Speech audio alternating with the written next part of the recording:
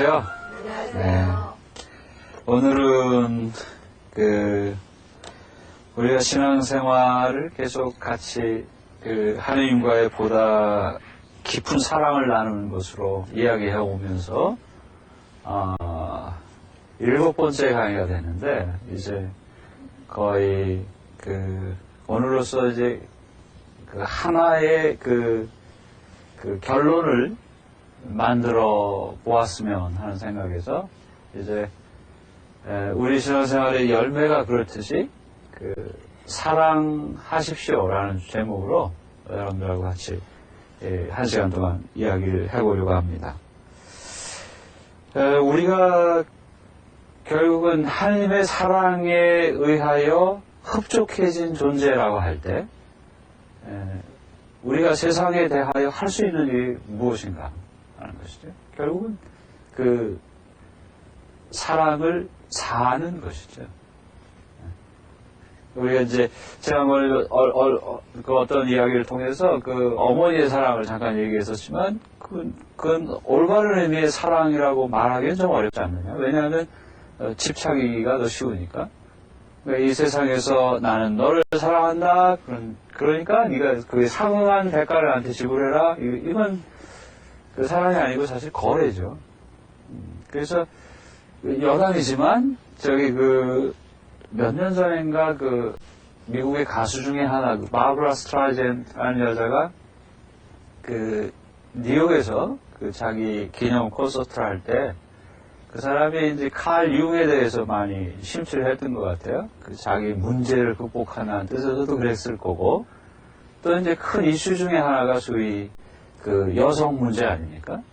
그러니까 많이 개방되어 있고 자유가 보장됐다 그래도 여전히 사회적 편견이 작용하고 있고, 거기에 대해서 이제 여자들 스스로에게 이제 어떻게 했으면 좋겠다는 자기 체험을 얘기를 하는데, 그때 그런 노래를 즉흥적으로 만들어서 노래를 했어요. 뭐라 했냐면 제목을 소위 말해서 Dependent Victim Song이라고 노래를 만들었어요. 그러니까 자기가 종속되었다고 생각하면서 자기가 희생자죠, 언제나. 그러면서 부르는 노래다 라고 하면서 한 노래에 이렇게 가사를 만들어서 했어요. 나는 행복할 수도 있고, 나는 슬플 수도 있고, 나는 눈물을 흘릴 수도 있고, 나는 웃을 수도 있고, 이 모든 것이 다 너 때문이다. 그렇게 살고 있는 한, 그 사람은 언제나 불행을 준비하고 있다. 그 말이죠. 왜냐하면 그렇게 자기의 모든 것을 그 사람에게 맡겨놨으니까 그 사람이 하는 거에 따라서 자기는 그렇게 될 것이다 이 말 아닙니까? 그러니까 여기서 이제 빠져나와라 그러죠. 빠져나와라. 왜 그러고 사느냐. 결국 우리가 이 세속에서 겪는 일들이라는 게 결국 그런 거 아닙니까? 이 문화가 요구하고 있고 우리가 살고 있는 가정 안에서 너는 어떤 사람이어야 된다. 그것이 사랑받고 사랑하는 표지다. 그러므로 너는 그것에 충족된 모습으로 보여달라. 그러지 않으면 우리는 불편해진다. 이건 참 고달픈 일이죠. 사랑이 아니에요. 그건 정말 더 이상 하고 싶지 않은 일이죠. 그런데 우리는 이제 그런 사랑을 하는 사람들이 아니라 하나님의 함께 하심으로 그냥 머물므로 느끼는 사랑을 아는 사람들. 즉, 참 사랑을 맛본 사람들이죠. 그래서 우리가 더 이상 아쉬울 게 없다 그거예요. 그래서 우리는 십자가를 짊어지는 그 일에서조차도 그것이 기쁘다. 새로운 의미가 있다 하는 사실을 안다 그거죠. 그거 알게 하는 힘. 그 사랑을 알고 있기 때문에 그렇다 그거예요. 그 사랑을 그럼 그렇게 많이 받은 사람이라면 이 세상에서 그럼 어떻게 살 거냐? 아까 우리가 말했지만 사랑이라고 하는 것이 세상에서의 거래가 아니라면 그러면 어떻게 구체적으로 살아갈 것이냐 이거죠. 그래서 여기서 길잡이를 한번 초대했으면 좋겠는데 이제 그분이 제가 생각하기에 요한복음에서 끝맺음 말이 2번 나오죠, 거기. 근데 이제 뒷부분에 가면 끝맺음에서 뭘 설명하고 있냐면 사랑받던 이 제자 요한의 이야기를 한단 말이에요. 이 부분이 아주 독특해요. 그래서 그 소개를 해보고 싶은데, 예수의 사랑하시는 제자 해서 그 맨 뒤에 보면, 그러니까 거기가 21장 20절부터일 거예요. 거기 그 대목을 한번 읽어보겠습니다. 베드로가 돌아다 보았더니 예수의 사랑을 받던 제자가 뒤따라오고 있었다. 그 제자는 만찬 때에 예수의 옆자리에 앉아 있다가 주님을 팔아넘길 자가 누굽니까? 하고 묻던 제자였다. 그 제자를 본 베드로가 주님, 저 사람은 어떻게 되겠습니까? 하고 예수께 물었다. 예수께서는 내가 돌아올 때까지 그가 살아있기를 내가 바란다고 한들 그것이 너와 무슨 상관이 있느냐? 너는 나를 따라라 하고 말씀하셨다. 그래서 예수를 믿는 사람들 사이에서는 그 제자는 죽지 않으리라는 소문이 퍼졌다. 그러나 예수께서는 그가 죽지 않으리라고 하지는 않으셨고 다만 설사 내가 돌아올 때까지 그가 살아있기를 내가 바란다고 한들 그것이 너와 무슨 상관이 있느냐고 말씀하신 것뿐이다. 그 제자는 이 일들을 증언하고 또 글로 기록한 사람이다. 우리는 그의 증언이 참되다는 것을 알고 있다. 이게 하나의 실마리로 저는 보여졌어요. 여기 사랑받던 제자, 예수께서 사랑하시던 제자. 그가 처음 등장하는 자리로 옮겨가 보면 결국 그 제자들을 모아서 발을 씻겨주시던 그 만찬 식탁에서 드러나기 시작했다. 그 말이죠. 근데 우선 이제 그 이야기를 지나가기 전에 우리는 이제 이 요한의 모습을 비추어내기 위해서 거기 그 베드로가 등장하고 있는 대목을 유심히 살펴보자. 그러니까 결국 이 요한은 어떤 주님으로부터 사랑을 충분히 받았어요. 그렇기 때문에 그가 하는 행동은 그분의 사랑, 받은 사랑을 드러내는 표지로서의 활동을 하고 있는 것이죠. 그렇죠? 그러니까 사랑 받음으로 인한 수동형의 성격을 가진 사랑을 지금 살고 있다. 그 말. 근데 그가 한 구체적인 작업은 뭐냐 하면 주님에 대하여 증언했다. 증언하는 방법으로 특별히 책을 썼다. 근데 이제 책이라고 하는 게 그렇지 않습니까? 이게 도서관에 그렇게 수없이 많이 꽂혀있는 책들을 보십시오. 그게 제가 지나간다고 소리를 치나요, 저한테? 읽어보지 않으면, 펼쳐서 읽지 않으면, 그건 소리를 못 질러요. 그냥 거기 있어요. 근데 없는 것과 있는 것은 다르죠. 그렇죠? 그는 어떻게 보면, 소위 말해서, 남자가 하기에 뭐 그렇게 좋아 보이는 일을 한 것 같지 않다. 소위 마초이즘. 울퉁불퉁하고, 힘쓰고, 주먹을 휘두르고 하는 이런 이미지하고는 너무나 다르다. 그는 아주 조용조용히 말했다. 글로 썼다. 그의 목소리는 크지 않았다. 근데 너무나 웃기는 현상은 뭐냐면, 한번 보세요. 베드로가 주님께 대화를 하는데 이 대화는 이 이야기에 바로 앞서서 무슨 이야기가 있었냐면 베드로에게 주님이 부활하신 후에 3번이나 사랑하느냐고 반복해서 물으시던 대목이 나와요. 그러니까 베드로가 주님을 3번 배반했잖아요. 그러니까 그 생각이 나서 주님이 3번이나 똑같은 질문을 하시죠. 네가 나를 사랑하느냐 이렇게 물으시니까 슬퍼졌다. 왜냐하면 자기 아픈 기억이 되살아나니까. 근데 주님께서 그럼에도 불구하고 즉 예전에 배반했다라고 하는 사실이 있었음에도 불구하고 똑같이 3번 반복해서 물으실 때마다 내 양들을 잘 쳐라 하고 그에게 물려주셨던 소위 후계자로서의 자리를 거두어 드리지 않으셨다. 몰수하지 않으셨다. 그러니까 베드로는 주님과 대화를 끝내고 신이 난 거예요. 그래서 주님하고 지금 이야기를 하면서 옆을 보니까 누가 보이느냐 하면 사랑하시던 제자가 보이더라고요. 그러니까 주님께 뭐라고 여쭤봅니까? 저 제자는 어떻게 됩니까? 그 이미지가 보이시죠? 저 제자는 어떻게 됩니까? 그러니까 주님이 그가 내가 다시 올 때까지 다시 죽지 않고 살아있다고 한들 너하고 도대체 무슨 상관이냐? 에?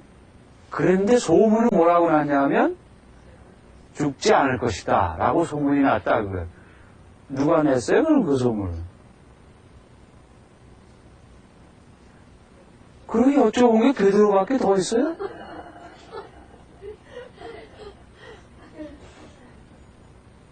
죽지 않을 것이다 라고 소문을 냈다 이거예요.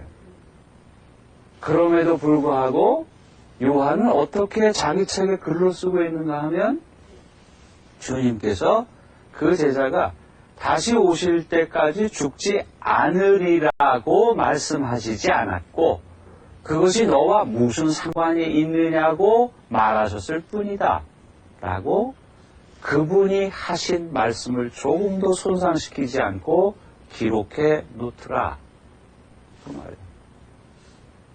여기서 요한이 품고 있는 사랑의 고상함을 보는 한 면이라는 거예요. 이것과 대조를 이루는 야심에 찬 인간의 한 모습이 대조를 이루고 있다 그 말이죠. 사랑은 어떤 것이냐? 바로 이와 흡사하다 하는 것을 사도 요한을 따라가다 보면 우리는 배우게 될 것 같다 하는 짐작이 든 이유가 바로 이 대목에서 그렇다는 거예요. 그래서 그럼 그가 제일 처음에 어떻게 했던 제자인가 하면 만찬 식탁에서 주님에게 누가 배반합니까? 이렇게 여쭤보았던 제자라고 하니까 그 대목으로 한번 가보자고요. 거기 보면 그게 결국 요한복음 13장일 거예요. 21절부터 30절까지 그 대목이 나오고 있는데 그 상황 묘사를 참 잘하고 있어요. 그러니까 이제 어떻게 되냐면 주님께서 당신이 잡혀서 이제 돌아가시게 되는데 너희들 중에 이 제자들 중에 하나가 배반한다 이렇게 얘기를 하시니까 뭐라고 썼냐면 베드로가 눈짓을 해서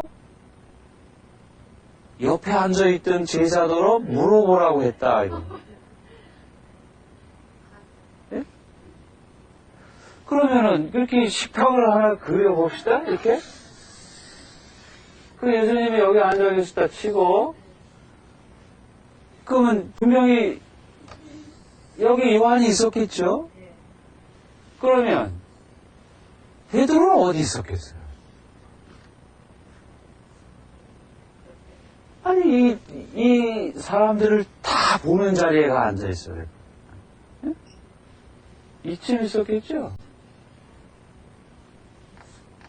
그죠? 얼마나 야심만만해요. 다 보고 있어요. 그죠? 자기 자리를 정하는 것부터 다 보고 있죠. 근데 지금 역적에 관한 질문을 하는 거거든요. 이거 잘못하면 별로 좋을 게 없잖아요. 그죠? 그러니까 베드로는 요한에게 눈짓을 하는 거예요. 그러니까 요한이 주님과의 관계 안에서 얼마만큼 깊은 사랑을 나누고 있는지 제가 안 거죠. 그러니까 요한에게 눈짓을 해서 물어봐요. 그런데 자리를 정할 때부터 요한은 주님과 격이 없다. 옆에. 경계하는 바가 없다. 오비락을 걱정할 이유가 없는 사람이라 그래요. 재수 없이 왜 거기 걸려드느냐. 그러니까 이게 떨어져서 살펴야지. 이게 없다.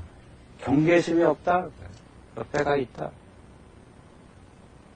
그렇게 물어보라 하니까 그는 서슴없이 묻는다. 그게 누굽니까? 네?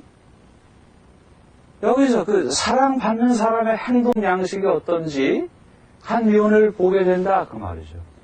사랑을 충분히 받은 사람의 행동 양식. 네?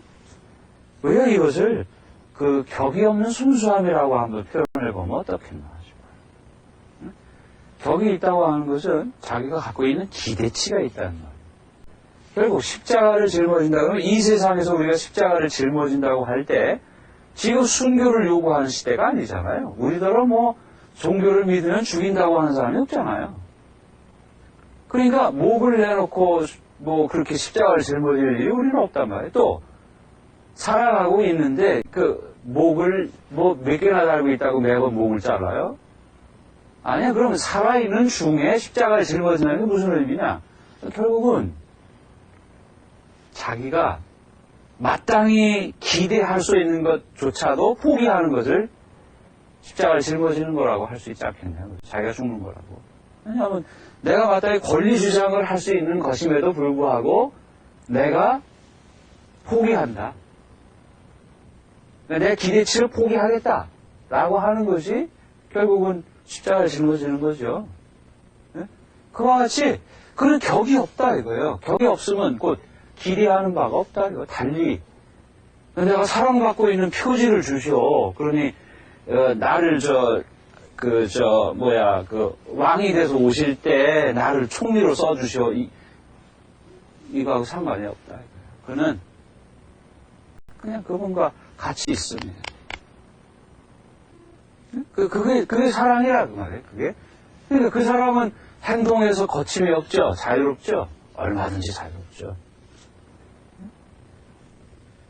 그러니까 거기뿐만 아니라 두 번째로 어디를 찾아보면 좋을까 했더니 요한복음 19장 25절에서 27절까지의 대목인데 예수님을 따르던 마리아, 그러니까 마리아들 세 분의 마리아 거기 계셨고 거기 누가 같이 있었냐면 사랑받는 제자 요한이 같이 있었다 말이에요. 그런데 정작 예수님으로부터 교회의 반석이다 라는 칭호를 받았던 베드로는 그 사이에 너도 같은 패반이야 하니까 아니다 하고 세 번이나 하고 도망가 버렸다. 네? 주님이 그렇게 하시는 길목마다에서 하나님 나라는 이렇다라고 설명하시고 할 때마다 서로 자리 다툼을 하고 쌈박질을 하던 그 제자들. 누가 더 그 영웅적인 전과를 올릴 거냐 하는 것에 고심했던 그 사람들. 그들은 다 떠났다. 그 밑에 없었다 이거예요. 그러나 요한은 바로 그 마리아들과 함께 거기 있다. 그야말로 함께 있음으로 생사고락의 현장에 그냥 같이 있다 이거예요. 자기가 무슨 역할 수행을 해야 된다고 나대지도 않고 무슨 뭐 구명운동을 해야 되니까 뭐 서명 받으러 뭐 쫓아다니지도 않고 예? 그는 거기 있다. 그 밑에 있던 마리아들로 표현될 때 그 어머니 마리아 그분이 누구신가 하면 결국은 하나님의 성령을 그대로 당신 품에 지니신 분, 그 교회의 현존의 모습을 거기 보여주고 있다 그 말이죠. 상징적으로. 그러니까 교회가 자리하고 있는 바로 그 자리에 사랑하는 사람이 거기 함께 있다 그 말이죠. 지키고 있다. 그러니까 그는 무슨 어줍잖은 행동가로 설치려고 하지 않았다 그래요. 함께 있음이 뭔지 알고 거기에 머물렀다. 자기 직위에, 자기 계급에 연연하지 않았다. 그 말이에요. 그는 기대하는 게 없다. 그 말이에요. 그는 그분이 어떤 상태에 있건 그분이면 된다. 거기 있다. 그런데 여러분들도 아시지만 세속적으로 소위 말해서 줄타기를 해가지고 출세를 야심을 품고 쫓아다니는 사람들 치고 정작 그 사람이, 자기가 쫓던 사람이 그 자리에서 떠나고 나면 그 다음에 찾아다니는 인간 보셨어요?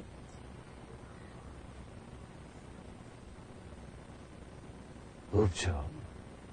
왜냐하면 그 인간 자체를 사랑한 것이 아니라 그 사람이 가지고 있던 힘을, 자기가 이용할 힘을 뒤쫓았던 것이지 그 사람 자체를 존중했고 사랑한 적이 있느냐고요. 아니라는 거예요. 그것과 사랑하던 사람, 사랑받던 사람의 태도가 얼마나 다르냐, 그걸 보여주고 있다, 그 말이죠. 그 세 번째로 얘기할 수 있는 게 요한복음 20장 1절부터 10절까지 나오는 비무덤 얘기예요. 그 비무덤 얘기를 보면 그래서 막달라 여자 마리아가 새벽에 무덤에 달려가죠. 가는 이유가 뭐냐면 주님을 너무 사랑했는데 사람이 죽어서 땅에 묻으면 시체가 썩잖아요. 그럼 썩을 때 악취가 나잖아요. 자기가 사랑하는 분의 시신에서 악취가 나는 것을 염려하고 있는 사랑하는 한 순박한 여인이라고요. 그가 그래서 향료를 사가지고 발라드리러 간다 그래요. 그 가서 보니까 무덤이 열려있고 비었더라고요. 비무덤이라. 그래서 쫓아가서 제자들이 있는 곳으로 갔다 그랬거든요. 근데 그 제자들이 있는 곳이 어디였는가 하면 조금 전에 말씀드린 대목, 십자가 밑에 있던 요한이 예수의 어머니이신 마리아를 자기 집에 모셨다 그랬는데, 근데 이 막달라 여자가 어느 집으로 간 거냐면 결국 제자들이 모여있는 집은 마리아가 계시고 요한이 모시고 있는 요한의 집으로 달려간 것이라고 봐요.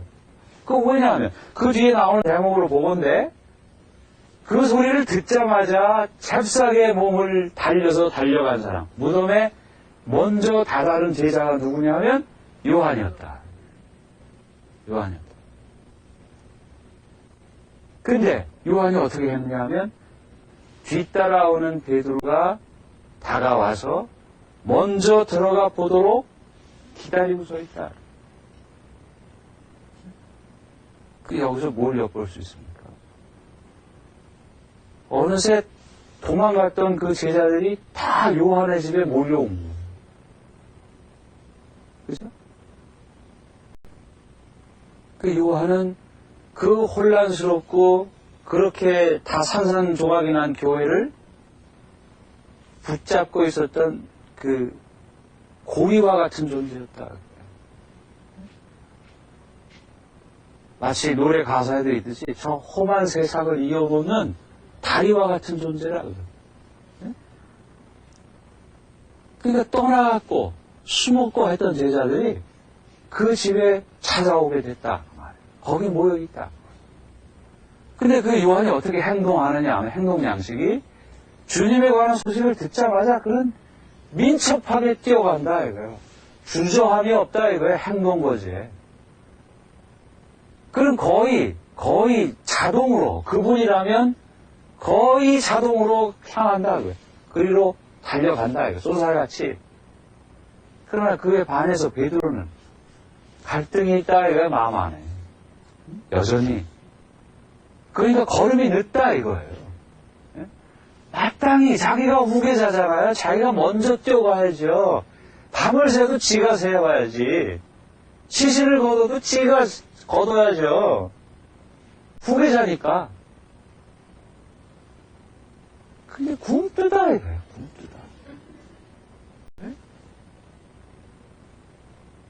근데 그럼 요한이 어떻게 하느냐 하면 무덤가에서 지키고 서 있다. 먼저 들어가지 않고. 왜냐? 주님이 베드로를 베드로라 하시고 거기에 교회를 세우셨다. 싫거나 좋거나 주님이 세우신 뜻이라 이거예요. 그 제도도 사랑해야 된다. 그 질서를 어그러뜨리지 않죠. 그러니까 그야말로 절도 있는 사랑을 한다 그 말이에요. 사랑이라 그래서 그냥 푹 빠져가지고 뭐 눈에 뵈는 게 없이 그게 아니고 냉정하리만큼 절도 있는 행동으로 지금 자기 행동을 다스리고 있다 그 말이에요. 무엇을 기준으로? 자기를 사랑해 주셨던 그분의 뜻에 맞추어 행동한다. 네. 또 나타나는 구절은 부활하신 주님에 대해서 그야말로 민감하게 깨어나고 있는 요한의 대목이 하나 더 나타나요. 7 제자에게 나타나신 대목이 21장에 나오고 있는 대목이죠. 21장 1절에서 14절까지. 거기 보면 베드로가 밤에 고기를 잡으러 가겠다고 합니다. 이제 베드로의 마음을 한번 상상해 보자고요. 자기가 호언장담을 했단 말이에요. 저는 절대로 배반할 리가 없습니다. 배반이라니요. 제가 그럴 리가 있습니까? 그랬는데 정말 그분이 예언하신 대로 닭이 울기 전에 3번이나 자기가 주님을 모른다고 했다. 이게 치명적인 상처예요. 베드로에게. 근데 생각해보세요. 도망갔다가 그분의 죽음의 자리에도 가 있지 못하고 지금 그 수치심을 이기지 못해서 숨어들고 있는데 근데 들리는 소리가 어떤 여자들이 주님을 봤다는 거예요. 여자라니. 네? 다른 제자들도 어디로 가다가 주님을 만났다는 거예요. 들리는 소리가. 근데 지금 자기는 그분의 후계자라고 생각하고 있지만 자기한테 안 나타나시는 거예요. 그래서 갈등이죠. 자책하고 있는 거예요. 그러니까 답답하죠. 그런데 베드로를 한번 추적해 보세요. 베드로가 맨 처음에 주님의 제자가 됐을 때 어떻게 했습니까?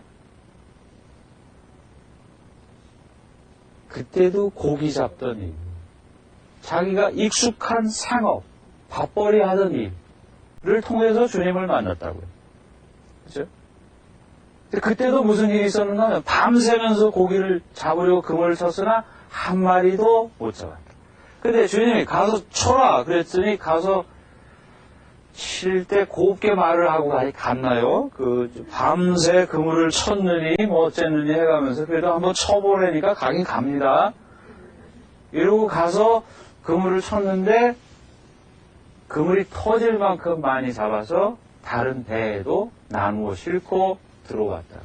근데 들어오자마자 베드로가 보여준 태도가 뭐였냐면 엎드려가지고 떠나주십시오. 근데 이게 문장으로는 맞는 문장이에요. 그렇죠? 문법적으로. 근데 내용으로는 이게 완전히 막말로 꽝이에요. 왜냐하면 저는 죄인입니다. 그랬으면 시키는 대로 할 일이지.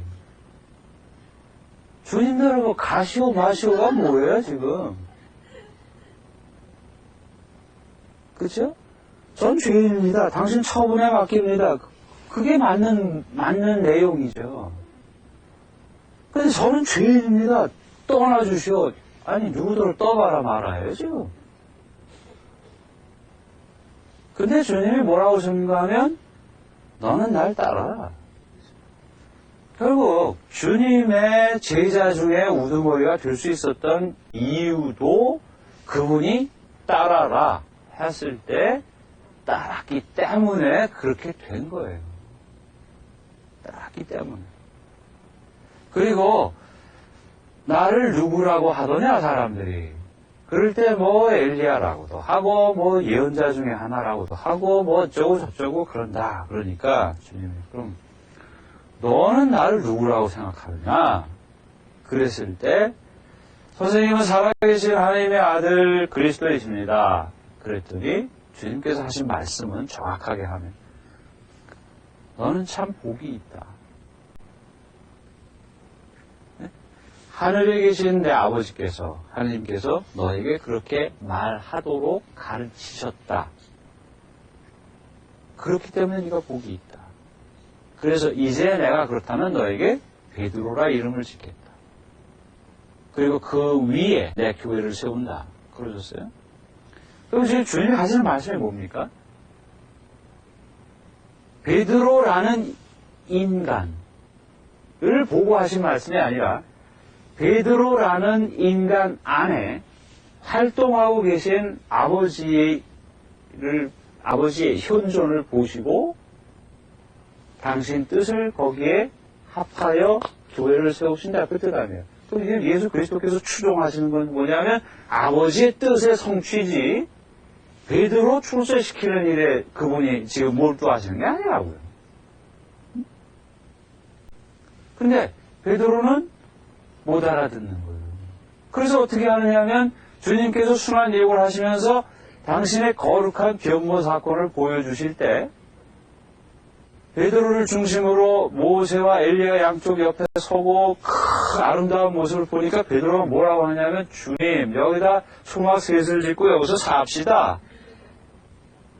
그러니까 이제 예전에는 정말 막말로 얘기하면 촌놈 무진행이가 뭘 모르니까 그냥 죄인입니다 떠나주셔 이러고 그 무지한 걸 드러냈는데 지금은 이제 따라다니면서 좀 좋은 걸 봤거든요.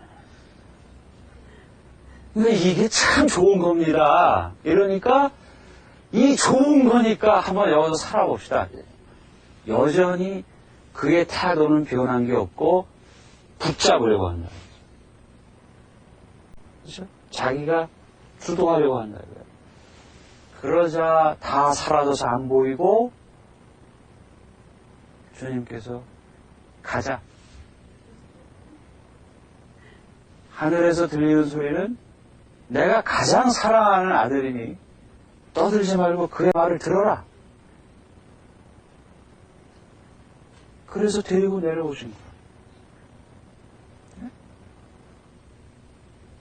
그러니까 그는 지금 회심의 기회를 얻은 거죠. 그 밤에. 사람들이 부활했다는 소식을 전해줄 때마다 그 소식을 접할 때마다 자기가 무엇이 문제였구나 하는 사실을 들여다보는 그 정화의 시기, 어두운 밤을 지내고 있는 겁니다. 그러니까 그는 답답해서 사람이 왜 답답하고 긴장되면 하는 짓이 있잖아요.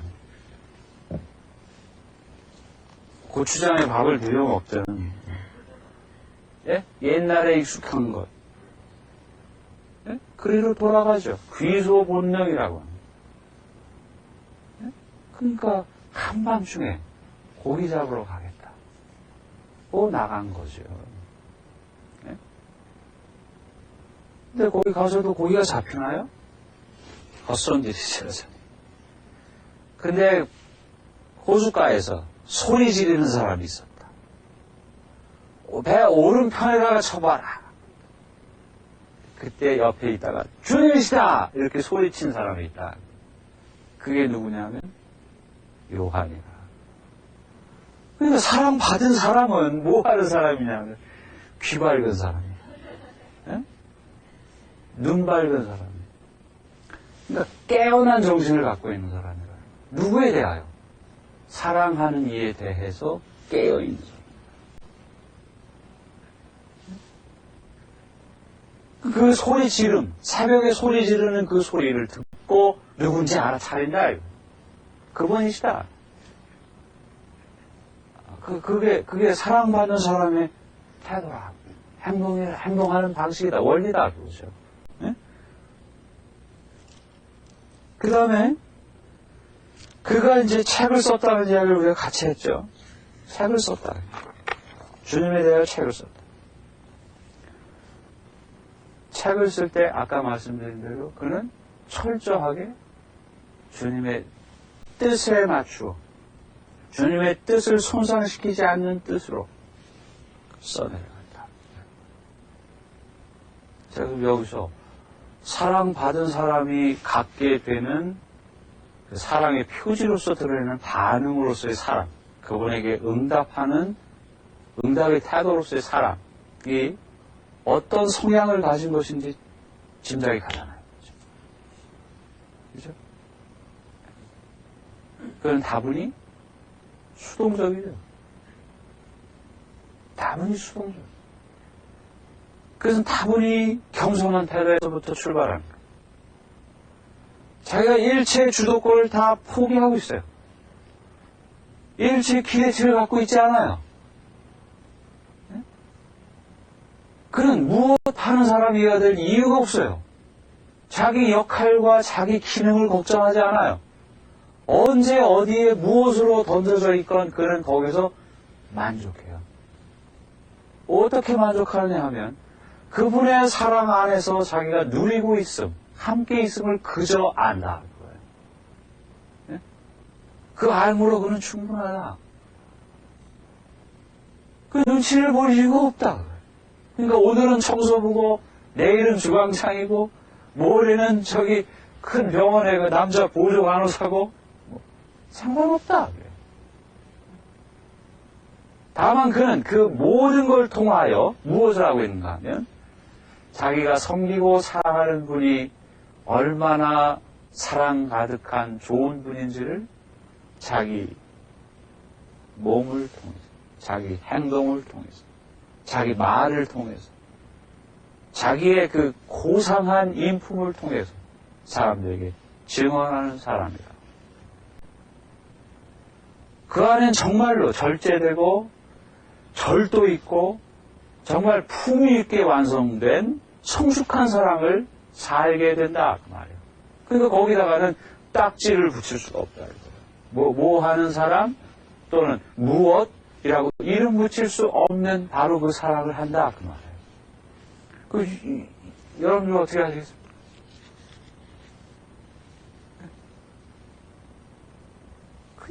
그냥 있습니다. 그냥 있음으로. 그냥 저기 나가서 계단을 내려가면서 그 계단이라고 하는 것이 생긴 그거 그대로 그냥 바라보시고 그것을 걷고 있을 때 내 근육들이 움직여서 그것들이 하나하나 작동되는 바로 그 사실을 통해서 내가 지금 주님께 대한 흠성을 들리고 있는가? 사랑에 대한 고마움을 느끼고 있는가? 네?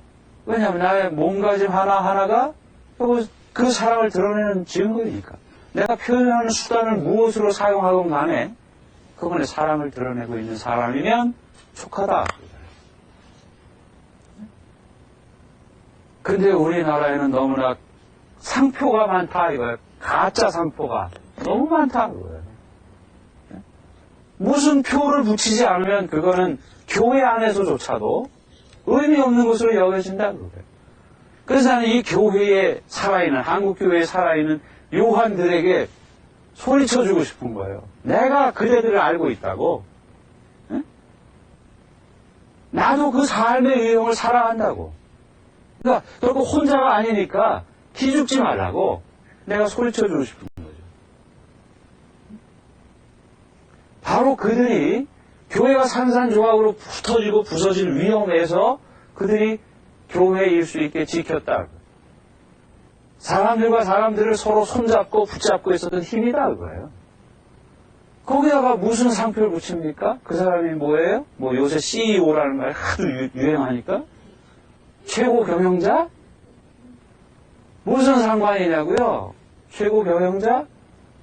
도망갔는데 뭐. 붙잡고 있다. 이들이 사랑이라. 그것을 변형시키는 방법, 표현하는 방법은 우리가 살고 있는 각자의 환경과 처지에 따라서 다양한 모습으로 요구된다 이거예요. 그럴 때 우리는 그 사랑하는 사람으로 거기서 그들에게 사한다. 함께 있다. 함께 있다. 그가 나에게 어린아이가 소위 말해서 중얼거림으로 말하고 싶어 할 때 내가 그 소리를 듣는다. 의사소통이 다 되지 않지만 나도 그 아이 흉내를 낸다. 왜냐? 사랑을 건네기 위해. 이것은 결코 야심만만한 것으로 갖고 있는 소위 말해서 천박함과는 구별된다. 개천에서 용난 일이 얼마나 많습니까?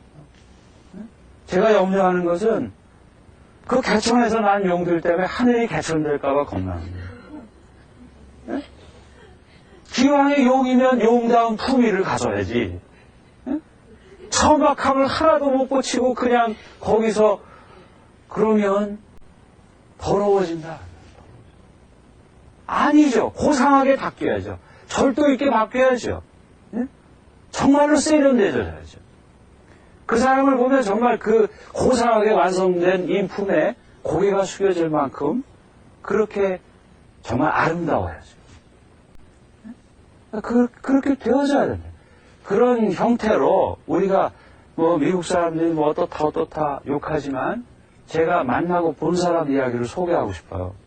지금 전쟁 치르려고 뭐 욕심을 부리는 사람들도 있지만 그 속에 이 사람들도 있다 그 말이에요. 제가 거기서 공부한다고 다니면서 혼자 밥을 해먹을 수 없는 게 가서 물건을 사면 포장이 전부 크니까 이거 뭐 하다못해 국수를 한번 사다가 끓여도 이거 뭐 보름 이상 그것만 먹어야 될 판이에요. 그러니까 할 수 없이 학교 식당에서 샌드위치니 뭐 햄버거 이런 거 사 먹고 일주일을 살면 주말이 되면 여기까지 꽉 차요.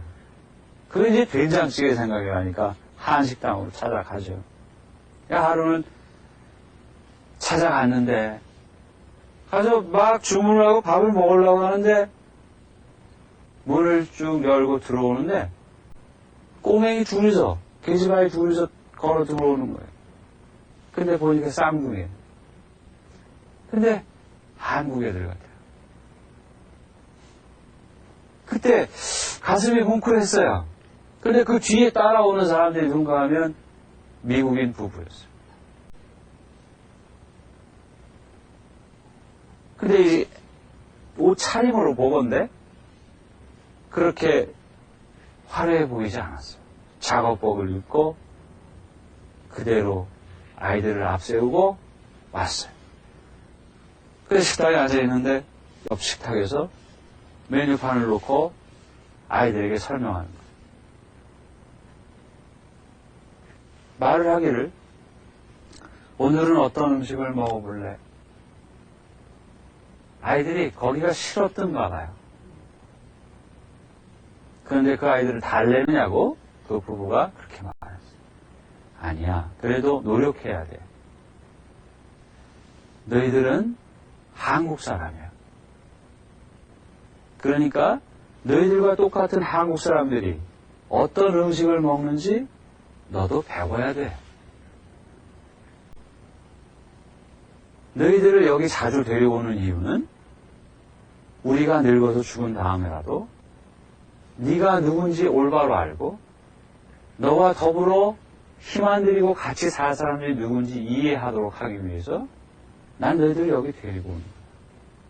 그러니까 한국말 배울 기회도 여기서 생기고 그 사람들하고 친해질 기회도 여기서 생긴다. 그러니 너희들이 지금 싫어도 노력해야 된다. 이렇게 가르치고 있었어요. 저는 밥 먹다가 눈물로 밥을 먹었어요. 너무 찡해서. 왜냐하면 보세요. 여기서 입양 간 아이들이 누굽니까? 여기서 우리 한국 사람들이 버린 애들이에요. 또 잘못된 생각 때문에 그 아이가 누구에게 입양 가 있는지를 알면 안 된다 해서 그 부모하고는 완전히 생이별을 시켜야 된다고 해서 전혀 모른 척하라고 각서까지 쓰게 하고 있잖아요. 그렇죠? 그러니까 그 사람들이 어떻게 하고 있느냐. 여기서 버려진 그 아이들을 데려다가 그 아이의 뿌리에 관한 것까지 염려하면서 그 아이들을 양육하고 있더라 그 말이에요. 나는 가슴이 미어졌어요. 정말로.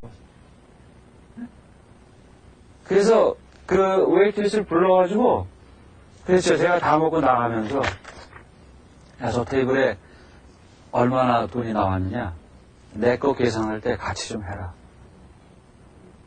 그리고 그 아이에게나 그 사람에게는 방해하고 싶지 않아서 그냥 조용히 물러나갔어요. 그리고 한동안 그 식당을 못 갔죠 제가. 그런데 한 달쯤 후에 다시 찾아갔는데 저한테 그 웨이트에서 메모지를 한 장 주는 거예요. 냅킨 있죠? 냅킨에 그 꼬맹이들이 고맙습니다 라고 쌍둥이가 각각 쓴 메모를 저한테 줬어요. 그걸 받아들고 사랑이다. 이게 사랑이다.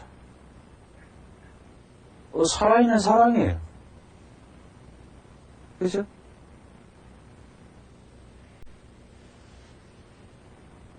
그러니까 된장찌개보다 더 속이 시원했어요. 체증이 싹 사라졌어요. 네? 바로 우리가 사랑을 실천하는 방식을 얘기할 필요가 없다 이거예요. 무슨 뭐 펀드레이징 하는 어떤 오가니제이션에 들어가서 뭐 한 달에 얼마씩 내기로 각서 쓰고 뭐 이거 해야 되는 게 아니라 그 말이에요. 있음으로 사랑을 묵상한 사람답게 그렇게 배워지도록 개방하고 거기 있으면 된다고. 그럼 우리가 표현할 수 있는 형태는 무궁무진하게 하나님께서 원하시는 모양대로 벌어진다. 거기서 감동하는 사랑이 또 다시 생겨난다. 그러니까 기쁘게 사십시오. 그리고 절대로 외로워하지 마십시오. 그 하나님의 사랑 안에서 그렇게 외치십시오. 영광성으로 끝내겠습니다. 성부와 성자와 성령의 이름으로 영광이 성부와 성자와 성령께 성부와 성자와 성령의 이름으로 아멘.